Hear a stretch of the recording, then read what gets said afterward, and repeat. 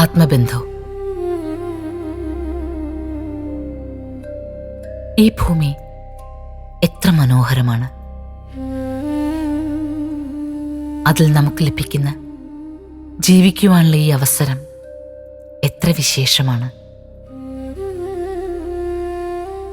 ഇങ്ങനെ ചിന്തിച്ചുകൊണ്ടാവട്ടെ ഈ രാത്രി വിശ്രമിക്കുവാൻ, ഉറങ്ങുവാൻ തയ്യാറാകുന്നത്.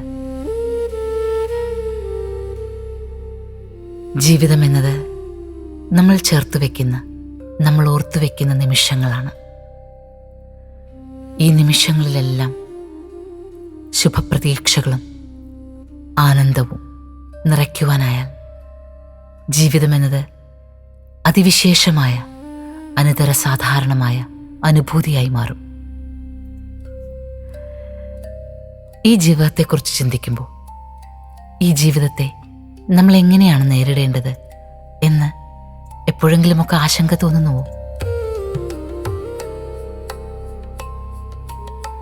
ഇത് സംഘർഷഭരിതവും ദീർഘവുമാണ് എന്ന് തോന്നുന്നുണ്ടോ?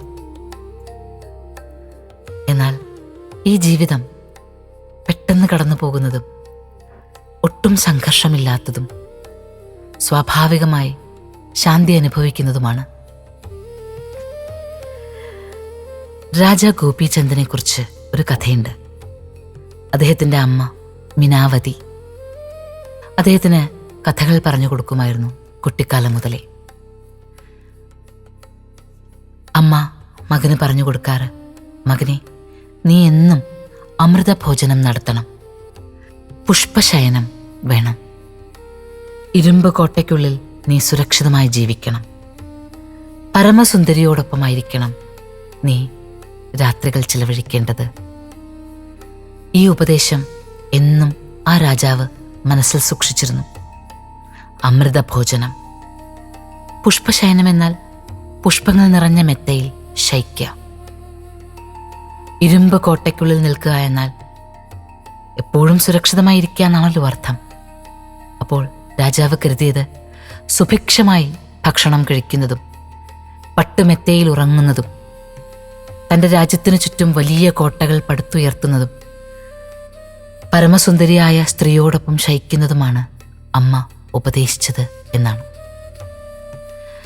ഇതിനു വേണ്ടിയിട്ടുള്ള അന്വേഷണങ്ങൾ നടത്തിക്കൊണ്ടേയിരിക്കുമ്പോൾ സ്വാഭാവികമായും സമാധാനം എന്നത് രാജാവിന് നഷ്ടപ്പെടുന്നു. സമാധാനം നഷ്ടപ്പെട്ട രാജാവ് ഒരിക്കൽ ഒരു ഗുരുവിനെ കാണുന്നു. ഗുരുവിന് മുന്നിലെത്തി രാജാവ് പറയാണ്, ഞാൻ എൻ്റെ അമ്മയുടെ ഉപദേശമാണ് എന്നും അനുസരിക്കാറ്. എൻ്റെ അമ്മ പറഞ്ഞിട്ടുള്ളത് ഇങ്ങനെയൊക്കെയാണ് എന്ന്. ഗുരു ഒരല്പനേരം രാജാവിൻ്റെ മുഖത്തേക്ക് തന്നെ നോക്കി മനോഹരമായി പുഞ്ചിരിച്ചു. നിന്റെ അമ്മ പറഞ്ഞതിൻ്റെ അർത്ഥം നിനക്കൊരിക്കലും മനസ്സിലായിട്ടില്ല. അമൃതഭോജനം എന്നമ്മ പറഞ്ഞത് എന്താണ്? സുഭിക്ഷമായി, വിഭവസമൃദ്ധമായി, അപൂർവവും രുചികരവുമായ ഭക്ഷണം എന്നും കഴിക്കുക എന്നല്ല അതിനർത്ഥം. നിനക്ക് ഭക്ഷണം അമൃതായി തോന്നുന്ന നിമിഷം മാത്രം നീ അത് ഭക്ഷിക്കുക എന്നാണ്. അതായത് നന്നായി വിശക്കുമ്പോൾ മാത്രം ഭക്ഷിക്കുക. വിശന്ന് തളരുമ്പോൾ എല്ലാ ഭക്ഷണത്തിനും അമൃതിൻ്റെ സ്വാദ് തോന്നും. അപ്പോൾ അമൃത് ഭക്ഷിക്കുക എന്നാൽ അർത്ഥം വിശക്കുമ്പോൾ മാത്രം, വിശന്ന് വലയുമ്പോൾ മാത്രം ലഭിക്കുന്ന ഭക്ഷണത്തെ സ്വാദോടെ സ്വീകരിക്കുക എന്നാണ്. പുഷ്പശയനം, അത് പട്ടുമെത്തയിൽ ശയിക്കുക എന്നല്ല അർത്ഥം. ഒരു ദിവസം മുഴുവൻ നന്നായി അധ്വാനിക്കുക, കഠിനമായി പരിശ്രമിക്കുക, തന്നിൽ നിക്ഷിപ്തമായിരിക്കുന്നത് ഏത് കർമ്മമാണോ അതിനു വേണ്ടി നിരന്തരം ശ്രമിച്ചുകൊണ്ടേയിരിക്കുക. രാത്രിയാകുമ്പോൾ വല്ലാതെ തളരും. എവിടെ കിടക്കുന്നുവോ അവിടെ വീണുറങ്ങുന്ന അത്രയും അധ്വാനിക്കുക. ആ കിടക്കുന്നിടം നമുക്ക് പട്ടുമെത്ത പോലെ തോന്നും, പുഷ്പങ്ങൾക്ക് മേൽ ശയിക്കുന്നത് പോലെ തോന്നും. അതാണ് അമ്മ പുഷ്പശയനം എന്നതുകൊണ്ട് ഉദ്ദേശിച്ചത്.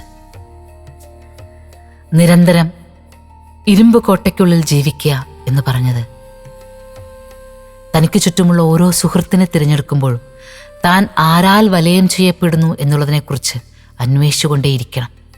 ഇരുമ്പ് പോലെ ശക്തിയോടെ ഒപ്പം നിൽക്കുന്ന, കാവലാളുകളാകുന്ന, ഏത് സാഹചര്യത്തിലും തന്നോടൊപ്പം നിൽക്കുന്ന സുഹൃത്തുക്കളെ, ബന്ധങ്ങളെ മാത്രമേ ഉണ്ടാക്കാവൂ എന്നാണ് അമ്മ പറഞ്ഞതിനർത്ഥം എന്ന് ഗുരു പറഞ്ഞുകൊടുത്തു.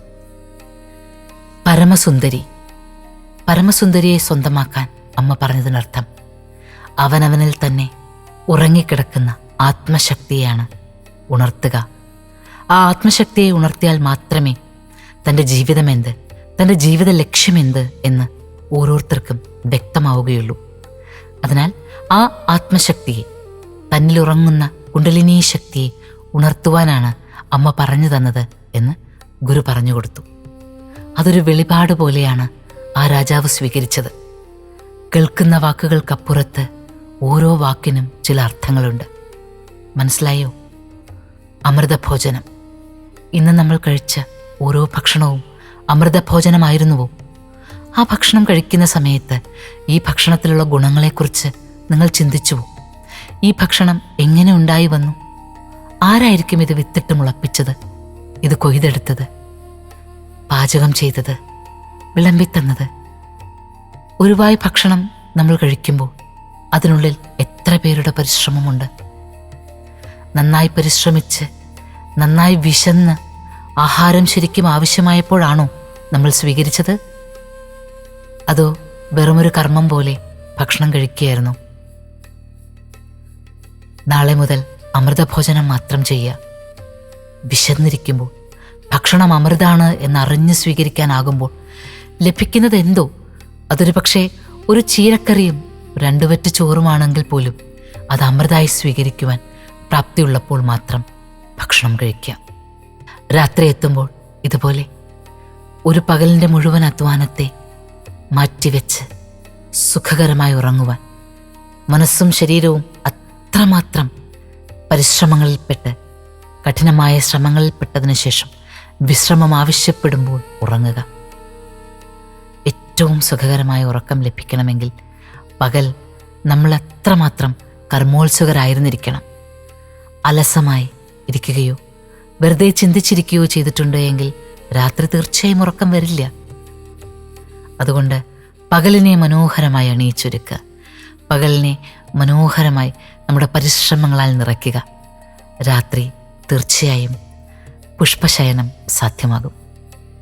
അതുപോലെ നമുക്ക് ചുറ്റുമുള്ളവർ നമ്മളോടൊപ്പം കരുത്തായി നിൽക്കുന്നവരാണോ, നമ്മളെ നന്നായി മനസ്സിലാക്കുന്നവരാണോ എന്ന് ശ്രദ്ധിക്കുക.